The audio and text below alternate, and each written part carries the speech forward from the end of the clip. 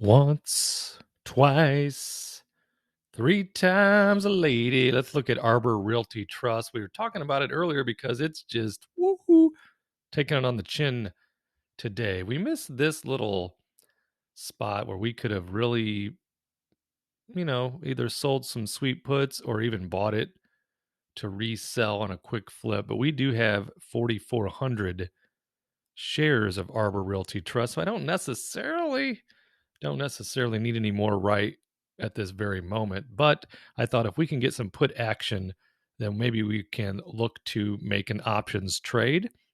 One of the unbelievable features of Arbor Realty Trust is its super high dividend. Now, of course, that can also be a red flag. As you can see, their dividend yield at 14.61%, $1.60. Let's just see where that math is right now. $1.60. No, so we do the one. Where are we at?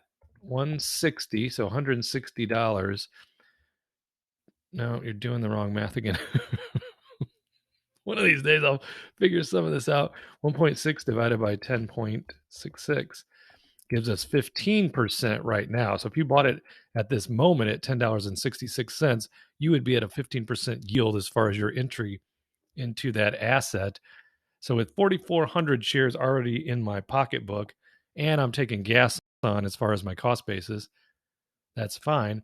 Let's look at what Arbor can do options wise and what I did. So if we look at selling a put 11 days out at $10, you would be able to collect 25 cents.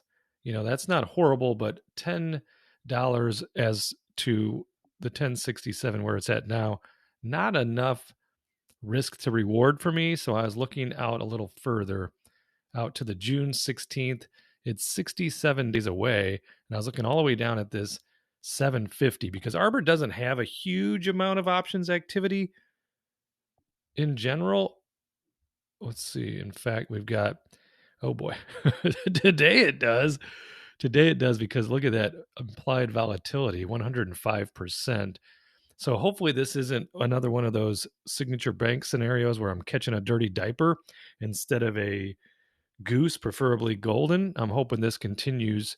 Arbor's treated me very well. I hope it continues to be a golden goose for me because I'm looking at this $7.50 strike price on June 16th. So that's 67 days away, collecting 45 cents. I was thinking about doing 10 contracts.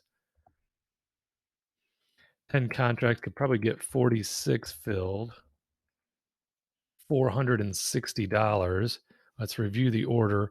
$7,500. So it's going to, yeah, I can't do a 46, can I? I got to do a 45. So let's update it to 45.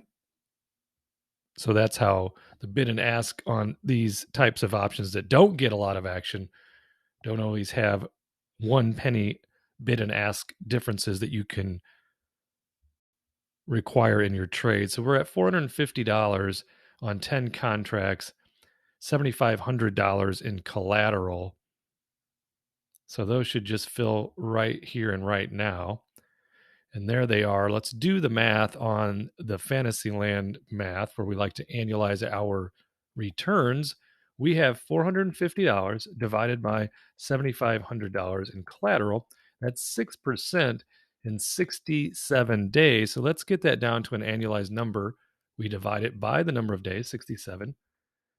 And we multiply that equation into the annualized number of 32.6%. We'll do that. That meets our 20% fairly required rule when it comes to trading the options. You've seen me trade them much lower than 20%. In fact, I would likely go down to like 12% on a very secure stock. I think we did that on Costco. It didn't have a huge return. It didn't meet the 20% requirement, but it was a good enough annualized return that we entered. So on this one, we're happy to go in on Arbor Realty Trust in order to collect some nice premium today in our pocket. And then worst case scenario, of course, we are put 1,000 shares of Yeah, no. How many? Yeah, that's 1,000. Do the math. Carry the one. So we have $7,500 of collateral up on the $7.50 strike price on Arbor Realty. Let's take a look. Let's take a closer look at SPY and see what it's doing. Is it putting pressure on me? Yeah, it looks like it's going to go down to the wire. We were 43 minutes away from the ring-a-ding-ding-ding-ding, the closing bell, and it's still pressuring me. It was up over 409 just a little while ago, 409.07, currently at 408.96. Again, I'd like to see it drop right before our very eyes into the like 408.50 range.